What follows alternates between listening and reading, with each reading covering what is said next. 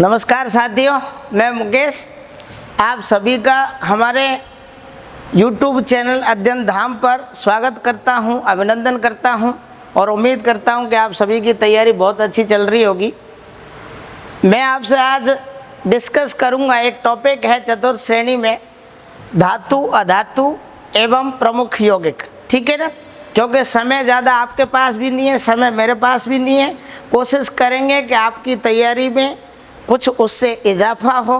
परेशान तो आप हो ही पढ़ने लिखने से, क्योंकि इतने लंबे समय से तैयारी कर रहे हो और खूब लाइब्रेरियों में बैठे हो। पर कोशिश करेंगे कि आप समय निकाल कर अगर ये वीडियो देख सकते हो तो देखना, क्योंकि इससे आपके कुछ एक प्रश्न, क्योंकि प्रश्न भले ही एक ही आए, कुछ लोग तैयारी करते हैं तो ये ज़्यादा सोचते हैं कितने प्रश्न आ रहे हैं। अरे भाई, एक प्रश्न भी तो अपना सिलेक्शन करा सकता है और अपन को रेस से बाहर भी पहुंचा सकता है। तो बगैर समय खर्च किए अपन बात करते हैं, टॉपिक पे ही बात कर लेते हैं, है ना। चलो भाई, देखो बात करें तो अपना जो टॉपिक है साहब वो है धातु, अधातु एवं प्रमुख यौगिक, है ना। धातु, अधातु एवं प्रमुख यौगिक, मेटल, नॉन मेटल एवं क्या बोल सकते हैं दीज कंपाउंड्स, इनके प्रमुख यौगिक।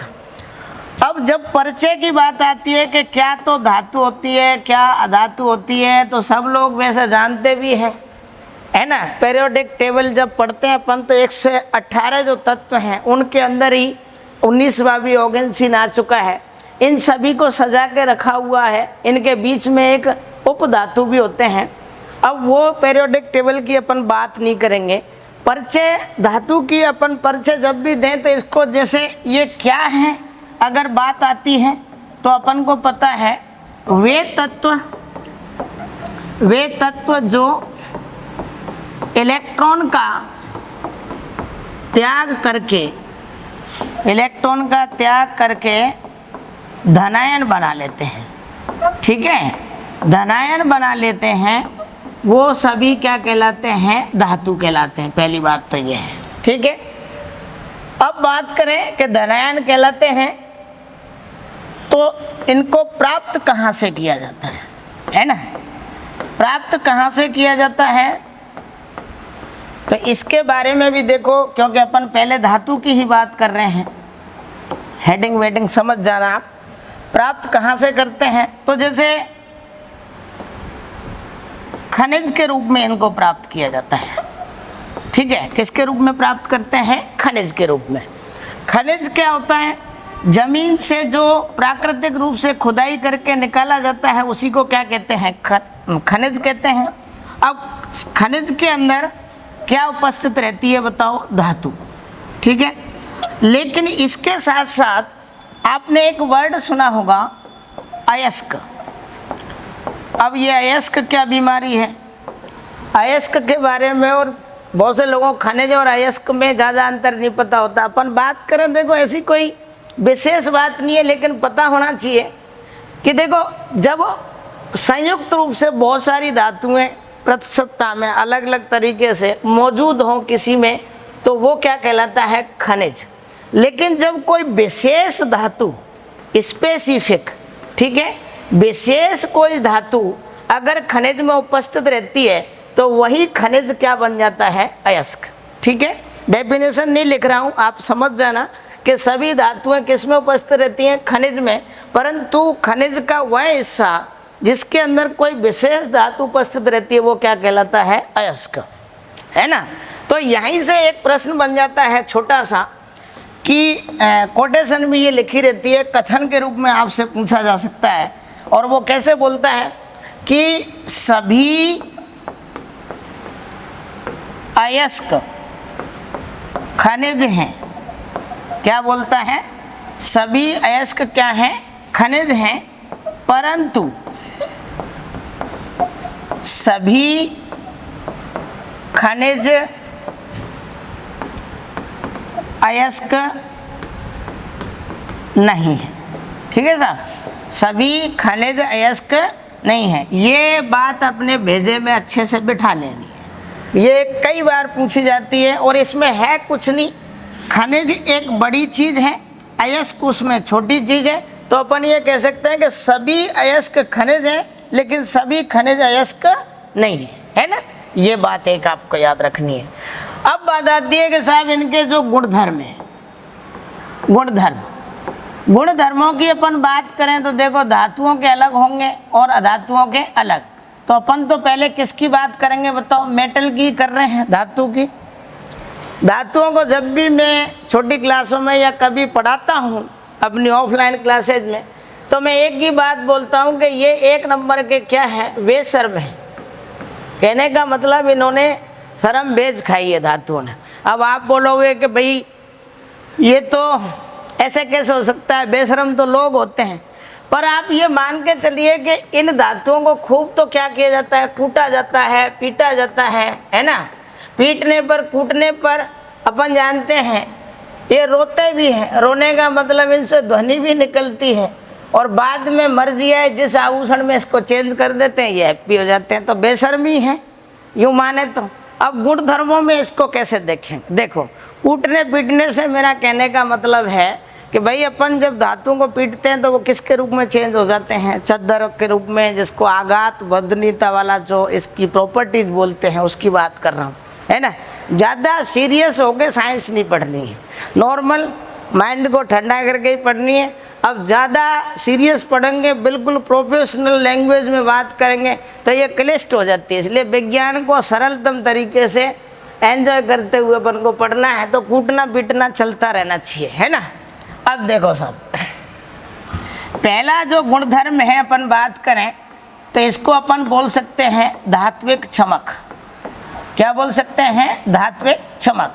अब धात्विक चमक की बात करें तो सभी धातुएं वास्तविकता में देखा जाए तो दूर से ही चमकती हैं, और इसमें अपने को केवल ये ध्यान रखना है इम्पोर्टेंट कि सबसे ज़्यादा जो चमकती हैं वो Ag और कौन सी है, Ae। बोला जाए तो एक तो आपकी कौन सी है बताओ, चांदी है, और दूसरा आपका कौन सा है, सोना, ठीक है। अब बात करें दूसरा गुणधर्म, जैसे ध्वनिक। कौन सा गुणधर्म है, ध्वनिक। ध्वनिक या सोना रस भी बोल देते हैं इसको। इसका मतलब क्या है, इसका मतलब ये है कि आप सभी स्कूल तो कभी गए ही होंगे, तो स्कूल में क्या होती है, घंटी, और मंदिर में क्या होता है बताओ, एक घंटा होता है। तो ये घंटा, घंटियों को पीटने पर क्या निकलती है बताओ, आवाज़ निकलती है, जैसे टन टन की निकलती है। तो ये जो आवाज़ निकल रही है तो फाइनली है कि भाई धातुओं को पीटने पर क्या निकलती है, आवाज़। तो इनका एक गुणधर्म कौन सा हो गया, ध्वनिक हो गया। कौन सा हो गया, ध्वनिक। अब अपन बात करें कि इनका जो घनत्व होता है, धातुओं का क्या होता है, घनत्व। तीसरे पॉइंट को अपन बात कर सकते हैं, घनत्व बोले तो डेंसिटी, है ना। अब घनत्व की जब भी बात करेंगे अपन, वैसे देखा जाए सामान्यतः सभी धातुओं का जो घनत्व है वो वास्तविकता में कैसा होता है, उच्च होता है, ठीक है। सभी धातुओं का घनत्व क्या होता है, उच्च होता है। परंतु आपको यहाँ पे अपवाद के रूप में, ठीक है, किसके रूप में, अपवाद के रूप में ये ध्यान रखना, और इम्पोर्टेंट भी है कि सोडियम, लिथियम और पोटेशियम, ठीक है, ये पानी पर क्या करती, पानी में क्या करती हैं बताओ, तैरती हैं। पानी में क्या करती हैं, तैरती हैं। इसका मतलब क्या हुआ बताओ, ये बहुत इनका जो डेंसिटी है या इनका जो घनत्व है वो क्या हो सकता है बताओ, कम हो सकता है ना। अब बात करें कि कठोरता, किसकी बात करते हैं, कठोरता। कठोरता की जब भी अपन बात करेंगे तो धातुएं कठोर ही होती हैं, जैसे अपन लोहा ले लें, कोई सा भी ले लें। लेकिन कुछ धातुएं ऐसी भी हैं, कठोरता की बात कर लेते हैं, जैसे लिखे, क्योंकि ये गुणधर्म ऐसे हैं जो आप सभी को पहले से पता भी है, नॉर्मल है, छठी क्लास से पढ़ते आ रहे हैं, तो ज़्यादा इनमें समझाने की ऐसी कोई बात नहीं है। हार्डनेस की बात करें तो सभी की कठोरता कैसी होती है बताओ, उच्च होती है। उच्च होने के साथ साथ अपन ये देखेंगे कि कठोरता के साथ भी एक अपवाद जुड़ा हुआ है। अब क्या अपवाद जुड़ा हुआ है साहब, अपवाद ये जुड़ा हुआ है कि सोडियम, है ना, और पोटेशियम, और आप लिथियम भी ले सकते हो, ठीक है। इन सभी को आप आसानी से चाकू से काट सकते हो। क्या कर सकते हो? चाकू से काट सकते हो। तो प्रश्न बनता है यहाँ पे, देखो जो काम की बात है वो यही है, इसका आप स्क्रीनशॉट भी ले सकते हो, कोई बड़ी बात नहीं है, ठीक है ना। ये जो चल रहा है, जैसे कि पहला कौन सा है, धात्विक चमक हो गया, तो सर्वाधिक धात्विक चमक किस में होती है? चांदी में होती है फर्स्ट नंबर पे। सेकंड कौन सा हो गया आपका, बताओ? सोना हो गया। ध्वनिक की बात करें, सभी धातुओं में क्या होती है? पीटने पर ध्वनि उत्पन्न होती है। इसको लिख भी सकते हैं अगर उस हिसाब से लिखना चाहे तो, जैसे पूरे तरीके से, चलो मैं प्रॉपर लिख देता हूँ, आप स्क्रीनशॉट ले लेना। पीटने पर ध्वनि उत्पन्न होती है। पीटने पर क्या उत्पन्न होती है बताओ? ध्वनि उत्पन्न होती है ना। अब बात करें घनत्व की, तो घनत्व इनका सभी का क्या होता है? उच्च होता है, परंतु सोडियम, लिथियम और कौन सी है? पोटेशियम, इनकी बात करें तो ये पानी में क्या होती हैं? तैरते हैं। अब बात कर रहे हैं कठोरता, तो वैसे तो सभी कठोर ज़्यादा होती हैं, लेकिन कुछ धातुएं ऐसी भी हैं जिनको आसानी से कैसे काटा जा सकता है बताओ? चाकू से काटा जा सकता है। अब एक गुणधर्म हो रहा है इनका, और आ रहा है चालकता। किसकी बात कर रहे हैं? चालकता, है ना। चालकता की अपन बात करें तो दो चीज़ देख सकते हैं, एक तो टेम्परेचर और एक कौन सी आपकी? इलेक्ट्रिसिटी। कहने का मतलब ताप की चालकता और किसकी बताओ? विद्युत धारा की चालकता, ठीक है। और आपको ये मानना है कि सभी धातुएं सामान्यतः इसकी क्या होती हैं? चालक होती हैं, ऊष्मा की और किसकी? विद्युत धारा की, है ना। अब देखो अपन बात करें ताप के आधार पर, जैसे एल्यूमिनियम है और एक आपका कौन सा है? कॉपर। इन दोनों का ज़्यादातर उपयोग बर्तन बनाने में किया जाता है। क्या बनाने में? बर्तन बनाने, ठीक है। क्या बनाने में किया जाता है? बर्तन बनाने में। अब बात करें कि जैसे विद्युत धारा की, तो जो Ag है, Ag बोले तो चांदी, ठीक है। चांदी जो है ये सबसे बेस्ट या सबसे अच्छी क्या है? सुचालक है। किसकी बताओ? विद्युत धारा की, चाहे ऊष्मा मान लो आप। और थर्ड नंबर पे देखें कि सबसे कम कौन सी होगी फिर, तो सबसे कम की अगर अपन बात करते हैं तो सबसे कम, जिसको आप सभी जानते हैं, पीबी। पीबी बोले तो लेड, लेड बोले तो सीसा, ठीक है। ये सबसे कम चालकता दर्शाते हैं। तो तीनों पॉइंट आपको बिल्कुल याद रखने हैं कि जो चालकता का गुणधर्म है उसके अंदर ये ताप और विद्युत के क्या होते हैं? सुचालक होते हैं। परंतु इसमें भी अपन कहें कि बर्तन बनाने में ज़्यादातर किसका यूज़ किया जाता है? एल्यूमिनियम और कॉपर का। और यहाँ पर सबसे बेस्ट जो सुचालक माना जाता है, ये कई बार पूछा गया है एग्जाम में, ठीक है ना, कि सबसे बेस्ट चालक किसको माना जाए? वहाँ कॉपर भी मिलता है, सब मिलते हैं। तो आपको ध्यान रखना है कि कौन सा होता है बताओ? Ag। कौन सा होता है? Ag, है ना।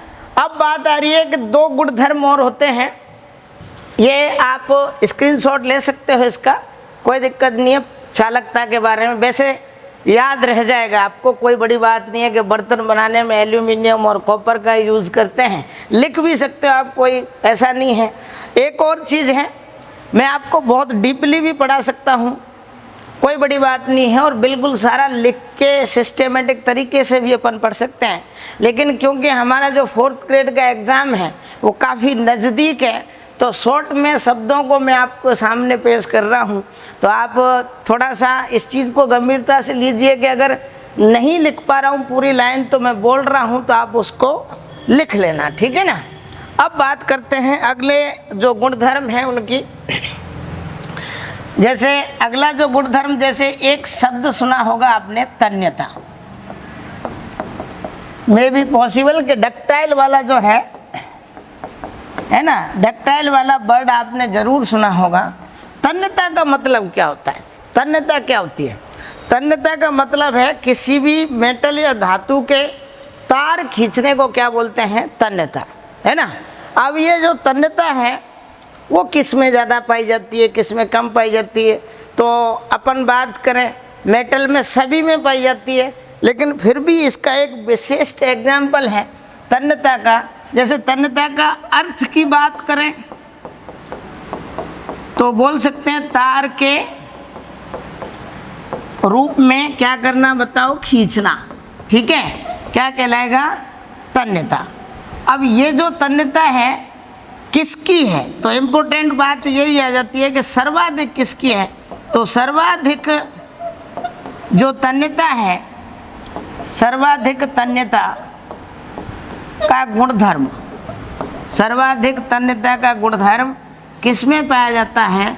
तो आपको समझना है कि इसमें पाया जाता है एक ये जो आजकल बहुत महंगा चल रहा है, क्या बोलते हैं बताओ? सोना, या बोले तो गोल्ड, ठीक है। सोने के जो तार हैं वो सबसे लंबे खींचे जा सकते हैं, और ये भी एनसीईआरटी की बुक में लिखा रहता है कि कितना खींचा जा सकता है। तो वो भी ध्यान रखना है कि अगर 1 ग्राम सोना लें अपन, ठीक है ना, तो उससे लगभग 2 किलोमीटर लंबा वायर बनाया जा सकता है। कितना? 1 ग्राम से ही लगभग कितने किलोमीटर लंबा बनाया जा सकता है? 2 किलोमीटर। तो आप ये समझ सकते हो कि वास्तविकता में सोने का उपयोग ज़्यादातर आभूषण बनाने में क्यों किया जाता है। हालांकि ये प्रॉपर कारण नहीं रहा है, इसकी जो एक्टिविटी है, क्रियाशीलता, उसके आधार पर भी इसका यूज करते हैं, पर इसकी जो तन्यता है, अभी एक और वर्ड आएगा आघात वर्धनीयता, इन वजह से इनके बहुत ज़्यादा आभूषण भी बनाए जाते हैं, है ना। अब 7वां जो, इसको आप लिख लेना या स्क्रीनशॉट भी ले सकते हो आप, कोई दिक्कत नहीं है ना। चलो बढ़े आगे।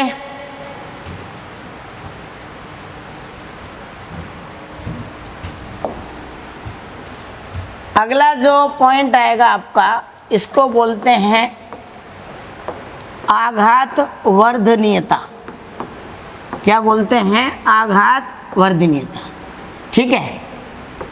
आघात वर्धनीयता को अगर देखें, आघात का मतलब क्या है बताओ? चोट, ठीक है साहब। और वर्धनीयता का मतलब क्या है? सहनशीलता। अरे क्या है? सहनशीलता। आपको मैं वापस बोल रहा हूँ, अगर आपको और अच्छे डीपली तरीके से पढ़ना है कि पूरा, तो देखो अभी अपन इस एग्ज़ाम के लिए तो जो वीडियो बनाएंगे उनमें तो थोड़ा सा शॉर्ट करना पड़ेगा। बाकी आप जैसे चाहोगे आप कमेंट्स में बता सकते हैं, आपको उसी प्रॉपर तरीके से मैं यहाँ पे लिखा के कैसे तुमको, मतलब तुम जैसे बोलो जैसे, है ना, क्योंकि क्लास ये आप लोगों के लिए ही है। एक तो मैं बहुत लेट, क्योंकि मेरे को ये जो कैमरा है इससे बहुत डर लगता था, अभी भी लगता है, लेकिन चलो करना ही पड़ेगा, पूरी दुनियादारी कर रही है तो अपन पीछे क्यों रहें, वो बड़ी बात है सब। आघात वर्धनीयता की अपन बात करें कि चोट और सहनशीलता। आप किसी, माना कि ये कोई धातु है, ठीक है, और इस धातु पर आप क्या मार रहे हो? हथौड़े से चोट मार रहे हो। जैसे ही आप इसको मार रहे हो तो ये पीटने पर किस में बदल रही है बताओ? चद्दर के रूप में फैल जाती है पीटने पर। तो ये जो गुणधर्म है चद्दर के रूप में फैलना ही क्या कहलाता है? आघात वर्धनीयता। अब आप कहोगे कि मैंने एक शब्द बोला था बेशर्म, तो वो इसी के लिए कि इसको खूब पीटते हैं तो हैप्पी भी होता रहता है और ये फैल जाता है पूरी तरीके से। किसका रूप धारण कर लेता है बताओ? चद्दर का रूप धारण कर लेता है ना गुरुजी? चलो तो एक लाइन लिख देता हूं यहां पर मैं। धातुओं को पीटने पर, धातुओं को पीटने पर ये चद्दर के रूप में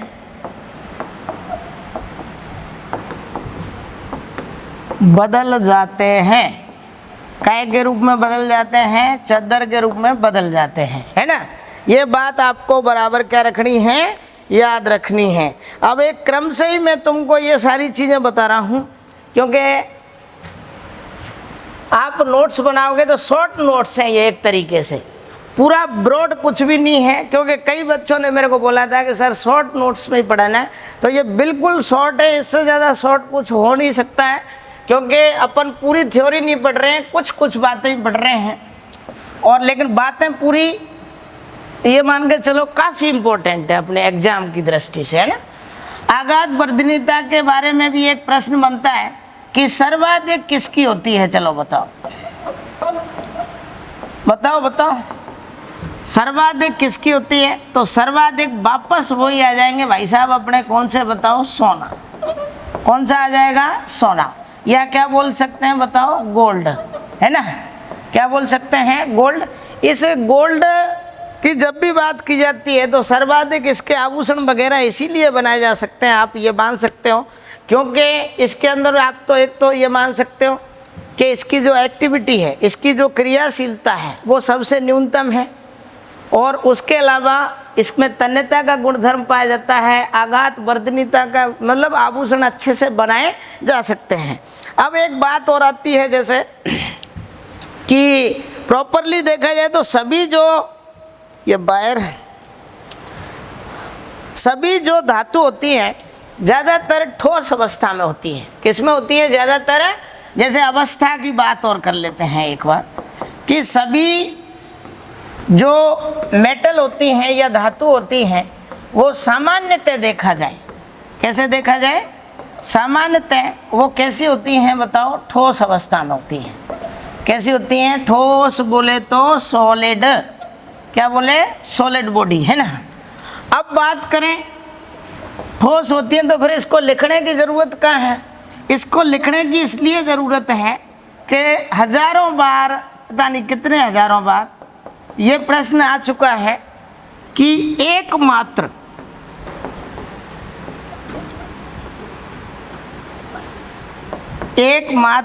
धातु, ठीक है, और जिसका नाम क्या है बताओ, Hg, ये आपके रूम टेम्परेचर पर, या अपन कह सकते हैं कमरे के ताप पर, ठीक है, किसके ताप पर, कमरे के ताप पर द्रव अवस्था में पाई जाती है। तो आप इसको वेरी वेरी इंपॉर्टेंट लगा देना, भले सबको याद भी होगा ये Hg, ठीक है, पारा। रूम या कमरे के ताप पर द्रव अवस्था में कौन सी धातु पाई जाती है, धातु पूछ रहा हूँ मैं, है ना, अधातु नहीं पूछ रहा हूँ, तो कौन सी पाई जाती है, पारा, है ना। आगे समझ में, तो ये आप एक बार लिख लेना ये अच्छे से, है ना। ये जो बातें आप अभी पढ़ रहे थे मेरे ख्याल से ये इसके क्या बोल सकते हैं, धातु के भौतिक गुणधर्म थे। भौतिक बोले तो फिजिकल प्रॉपर्टी, जिसको आप देखकर आराम से क्या कर सकते हो, बता सकते हो। अब कुछ गुणधर्म ऐसे भी हैं साहब कि जिनके बारे में अपन केमिकल बोलते हैं, जिनको रासायनिक गुणधर्म बोलते हैं, है ना। पर उससे पहले एक छोटी सी बात और आपको समझाना चाहूँगा मैं, कि रासायनिक गुणधर्मों को पढ़ने से पहले आपको ये भी पता होना चाहिए कि कौन कौन सी ऐसी धातु हैं कि जिनको नोबल या उत्कृष्ट धातु के नाम से जाना जाता है। तो मैं एक नोट लगा के लिख रहा हूँ यहाँ पर, आपसे अगर कोई पूछे कि भाई नोबल गैस तो बहुत पढ़ी, हीना नीना और करीना की जीन्स रंगीन, है ना, नोबल गैस तो पढ़ी है, लेकिन अपन यहाँ बात करेंगे उत्कृष्ट। थोड़ा सा टेक्निकल इशू आ गया था, वापस वहीं से स्टार्ट करने हैं, है ना। चलो, तो अपन ने जैसे देखा था लास्ट में कि अपन उत्कृष्ट कौन कौन सी धातु हैं उनकी बात कर रहे थे। तो उसमें आपको ध्यान रखना है Ag, Au और Pt, कहने का मतलब सोना, चांदी, और आपको ध्यान रखना है कौन सा, प्लेटिनम, ठीक है। मैं इनको कई बार इनका एग्जाम्पल पूछ लेता है, इसके लिए आपको ध्यान रखना है, ये ऐसी कोई बात नहीं है। अब देखो जो सबसे ज़्यादा काम की बात आ रही है उसकी अपन बात करें तो ये वाली लाइन में इरेज कर रहा हूँ यहाँ से, क्योंकि ये पहले आपको बता भी दी थी। वापस से बात करते हैं अब जो नई चीज़ पढ़ रहे हैं। एक टॉपिक सुना होगा आपने, छोटा सा, सक्रियता श्रेणी। ठीक है, सक्रियता श्रेणी, इसको लोग हल्के में रहते हैं, परंतु अभी जो आप तैयारी जिसकी कर रहे हो, जिसमें धातु अधातु वगैरह दे रखे हैं, धातु जहाँ पे है वहाँ सक्रियता श्रेणी है। ठीक है, तो इसके बारे में अपन बात करें तो ये क्या होती है, तो आपको ये ध्यान रखना है कि इसके अंदर जो धातु हैं उनको सक्रियता के घटते क्रम में जमाया गया है और एक सीरीज तैयार की गई है, और उसके आधार पर बहुत सारे प्रश्न बनते हैं। कौन सी रिएक्शन होगी, कौन सी नहीं होगी, वो वाली बात पूछी जाती है। तो आप सभी को पहले ये लिखनी है।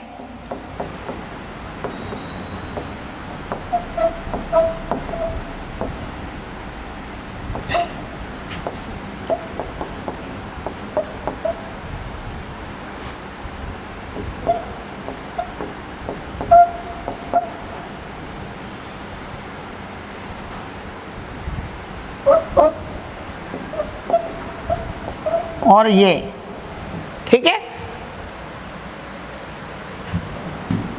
टोटल देखें तो ऊपर वाला जैसे सबसे पहले कौन सा है, पोटेशियम, फिर कौन सी है, सोडियम, फिर calcium, magnesium, aluminium, zinc, Fe, Pb, hydrogen, copper, Hg पारा, Ag चांदी और क्या है, Ag। अभी अपन बात करें तो इससे श्रेणी से क्या प्रश्न बनता है वो देखना है अपने को। एक तो आपको इसको याद भी करना है, तो याद कैसे करोगे, जैसे इसकी एक छोटी सी ट्रिक भी देख सकते हो। कनक मांगे आलू, और क्या चाहिए भाई, जीरा, फिर पवन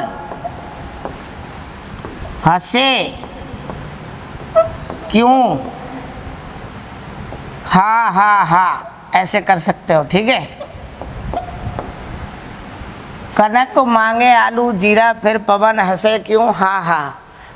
हजारों ट्रिक मिलेंगी आपको, आप किसी भी ट्रिक से इसको याद कर सकते हो, लेकिन बस आपसे एक ही रिक्वेस्ट है कि इसको जरूर याद कर लेना, सक्रियता श्रेणी को।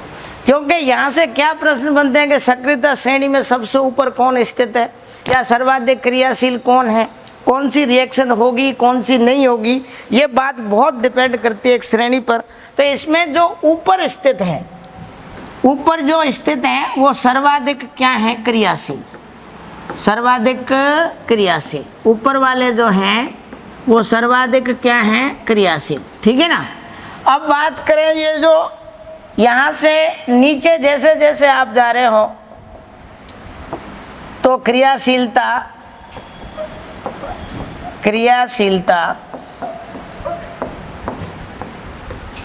घट रही है, क्रियाशीलता क्या हो रही है, घट रही है।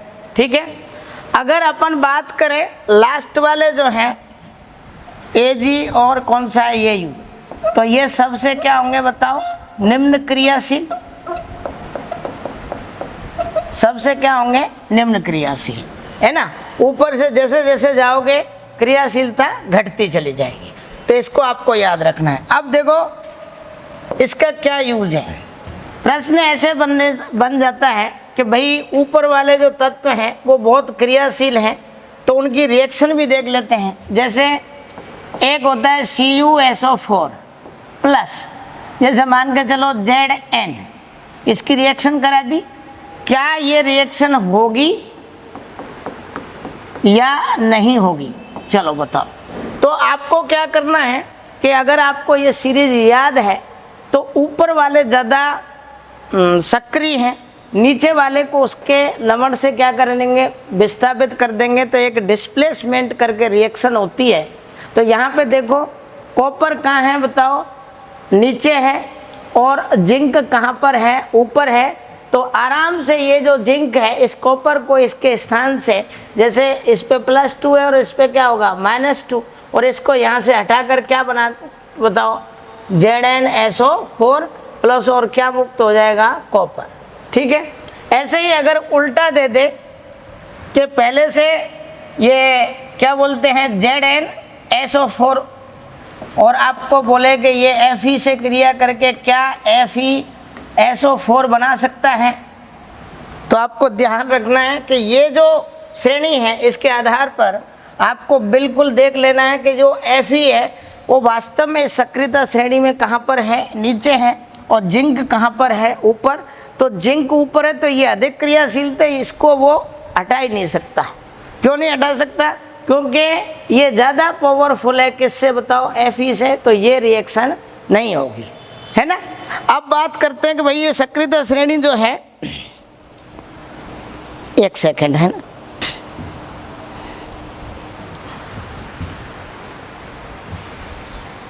देखो अब इसको याद कर लेना आप, आगे की बात करते हैं। देखो धातुओं के रासायनिक गुणधर्म, धातुओं के क्या याद करने हैं आपको, रासायनिक गुणधर्म, है ना। तो धातुओं के रासायनिक गुणधर्मों की अपन बात करें तो इसको आपको समझना है। पहला अपन देखें, ये केमिकल प्रॉपर्टीज हैं, वायु से क्रिया, वायु से क्रिया, है ना। तो ये काफ़ी इम्पोर्टेंट है अपने आप में। वायु से क्रिया का मतलब ये है कि कोई भी धातु जो है वो वायु के संपर्क में आने पर क्या बनाती है, क्या रिएक्ट करती है। तो वायु से क्रिया करने पर आपको ध्यान रखना है कि ये धात्विक ऑक्साइडों का निर्माण करती है। धातुएं क्या बनाती हैं बताओ, धात्विक ऑक्साइड। क्या बनाती हैं, धात्विक ऑक्साइड। अब कैसे बनाती हैं वो भी अपन जाने। तो जैसे मैग्नीशियम है, मैग्नीशियम की अभिक्रिया आप किससे करा रहे हो, ऑक्सीजन से, तो क्या बन जाएगा बताओ, MgO। ठीक है, अब ये क्या बन गया, मैग्नीशियम ऑक्साइड, और ये क्या नाम हो गया, ये धात्विक ऑक्साइड। अब धात्विक ऑक्साइडों के बारे में ऐसे तो वो नहीं पूछेगा सिंपल सा कि वायु से क्रिया करके क्या बनाते हैं, लेकिन ये धात्विक ऑक्साइडों के बारे में एक प्रश्न पूछता है कि जो धात्विक ऑक्साइड हैं की प्रकृति क्या होती है, नेचर, धात्विक ऑक्साइड की प्रकृति क्या होती है। तो आपको याद रखना है कि इनकी जो प्रकृति होती है वो कैसी होती है, क्षारीय होती है। कैसी प्रकृति होती है, क्षार। ठीक है, वेरी वेरी इंपॉर्टेंट पॉइंट है ये कि धात्विक ऑक्साइडों की जो नेचर होती है या प्रकृति होती है वो कैसी होती है, तो वो कैसी होती है, क्षारीय प्रकृति के होते हैं। अब क्षारीय प्रकृति के होते हैं तो सीधी सी बात है, इसको कैसे प्रूव करें अपन, तो यूँ कर सकते हैं कि जैसे ये आपका CuO कोई धात्विक ऑक्साइड है साहब, इसकी रिएक्शन आपने कराई HCl अम्ल से, ये अम्ल है और ये क्या है आपका धात्विक ऑक्साइड, है ना। जब इनकी रिएक्शन कराई तो CuCl2 प्लस क्या बन गया बताओ, H2O। ये एक तरीके से साल्ट बना है या क्या बोल सकते हैं, लवण, और ये क्या बना है आपका जल, है ना। तो जब कभी भी जो अम्ल हैं, लवण और जल जब बनाते हैं, जब किसी क्षार से क्रिया करते हैं, तो यहाँ जो धात्विक ऑक्साइड था उसने वास्तविकता में क्षार के भाई के जैसे व्यवहार किया, और ये जो CuO है इसके बारे में अपन आराम से कह सकते हैं कि इसका जो नेचर है वो कैसा होगा, क्षारीय प्रकृति का। क्योंकि ये अभी जो बिहेव हुआ है वो किसकी तरह हुआ है, क्षार की तरह। जैसे अम्ल और क्षार की रिएक्शन कराते हैं तो क्या प्राप्त होता है, लवण तथा जल। तो धात्विक ऑक्साइडों की प्रकृति का ही प्रश्न बनता है। अच्छा, इसमें सभी जो धात्विक ऑक्साइड हैं ज़्यादातर देखा जाए कैसे होते हैं बताओ, क्षारीय प्रकृति के। परंतु आपको एक और बात याद रखनी है कि कुछ जैसे ZnO, ठीक है, जिंक ऑक्साइड, एक होता है आपका Al2O3, ठीक है, एक होता है आपका PbO, ठीक है, लेड ऑक्साइड, एल्यूमिना और क्या बोलते हैं, जिंक ऑक्साइड। ये जो तीनों हैं वो उभयधर्मी प्रवृत्ति के हैं। कौन सी धर्मी प्रवृत्ति के? उभयधर्मी। उभयधर्मी का मतलब समझते हो? उभयधर्मी का मतलब है ये एसिड की तरह भी काम करते हैं और बेस की तरह भी क्या करते हैं, काम करते हैं। ठीक है ना, एसिड की तरह भी काम करते हैं और बेस की तरह भी काम करते हैं। तो ये जो पूरी स्लाइड है ये वायु से क्रिया पर आधारित है। जो अपना केमिकल रिएक्शन है किसकी बताओ? धातुओं की वायु के साथ। तो उससे जो बनने वाला पदार्थ है वो क्या है? धात्विक ऑक्साइड। और इसकी जो नेचर है ये वेरी वेरी इंपॉर्टेंट, क्या बताइए मैंने? क्षारीय प्रकृति। और अगर कोई और अपन यूँ कहते टफ प्रश्न बनाना चाहेगा तो इसकी जगह वो एक्स कर देगा, है ना। और यहाँ पे प्राप्त हो रहा है तो वो ये जांचना चाहेगा कि आपको इस चीज़ की नॉलेज है कि नहीं, कि ये किसके समान बिहेव कर रहे हैं, क्षार की तरह। और ये जो तीन आपको नीचे दिखाई दे रहे हैं, कई बार इनको भी पूछ लिया जाता है कि निम्न में से उभयधर्मी ऑक्साइड कौन सा है? तो एल्यूमिनियम का, पीबी का और जिंक के जो ऑक्साइड हैं वो कैसी प्रवृत्ति के हैं? उभयधर्मी। ठीक है, तो इसका एक बार स्क्रीनशॉट लीजिए आप आराम से, फिर बात करते हैं और आगे की।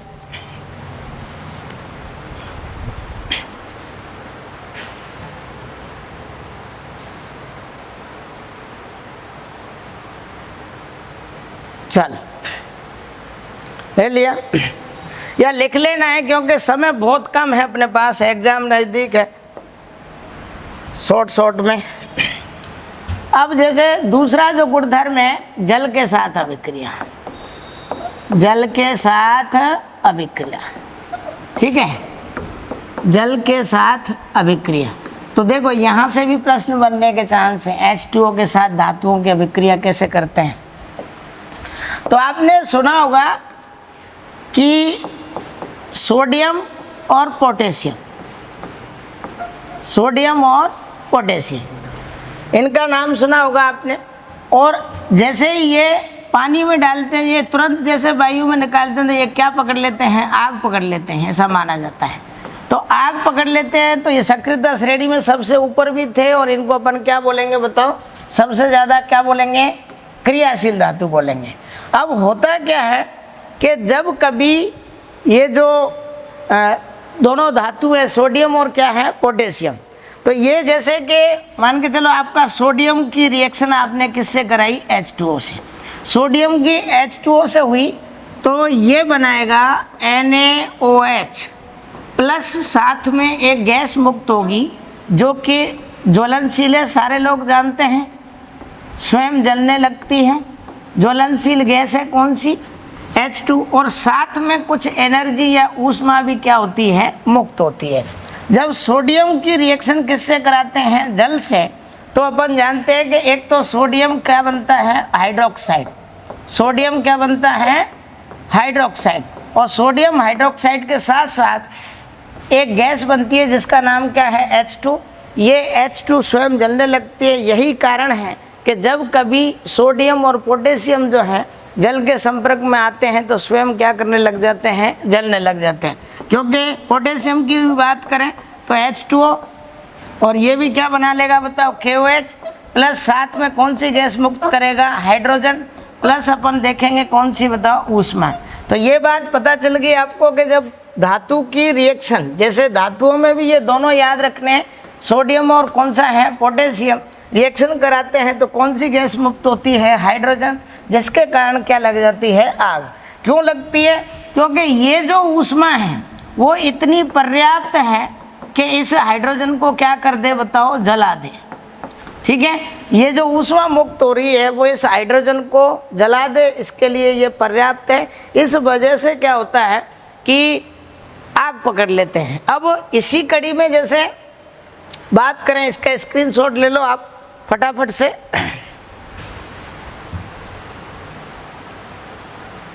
ये दो धातुओं की बात होगी। अब बात करते हैं जैसे इनके साथ साथ एक होती है कैल्शियम। ठीक है, 2 नंबर पे ले लेते हैं। कैल्शियम की अपन जब भी बात करते हैं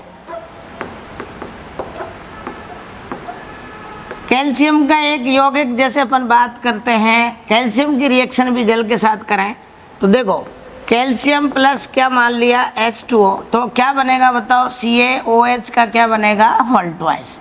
ठीक है, ये भी आपका क्या बन गया बताओ, कैल्शियम हाइड्रोक्साइड बन गया कि नहीं बन गया।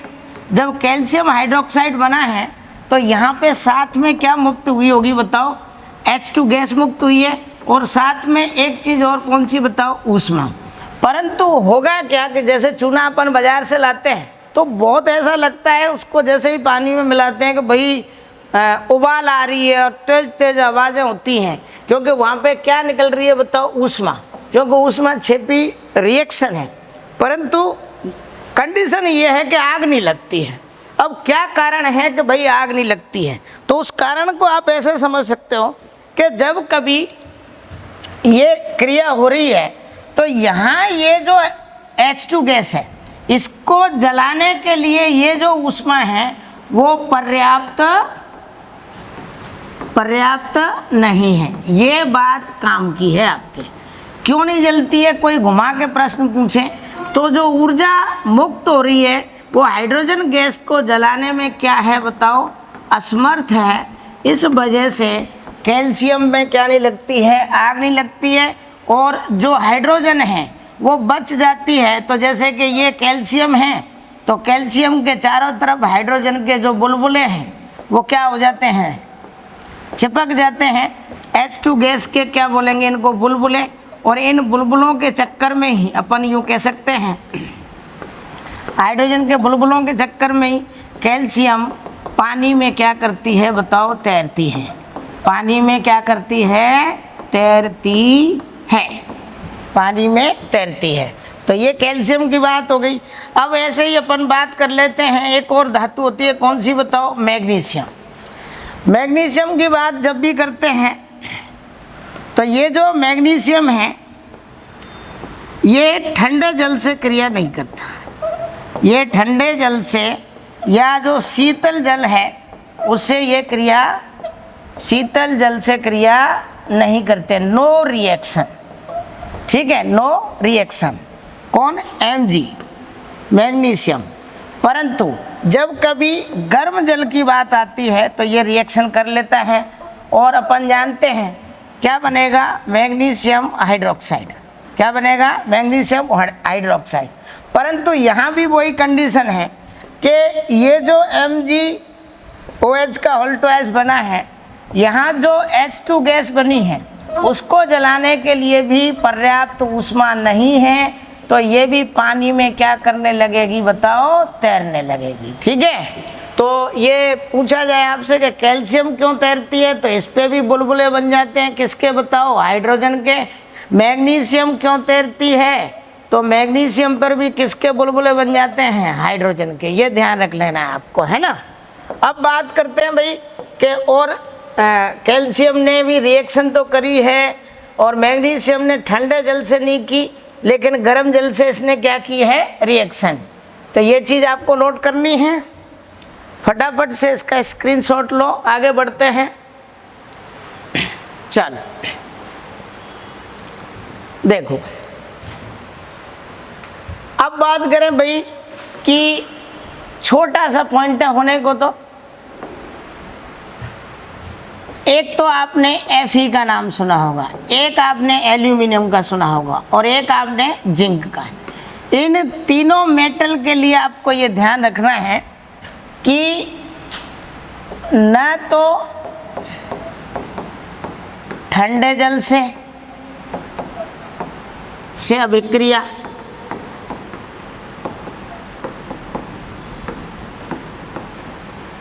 और न ही गर्म जल से अभिक्रिया, मतलब नहीं करती रिएक्शन। परंतु ये ध्यान रखना है आपको कि ये भाप से, है ना, भाप से क्या करती है, क्रिया करती है।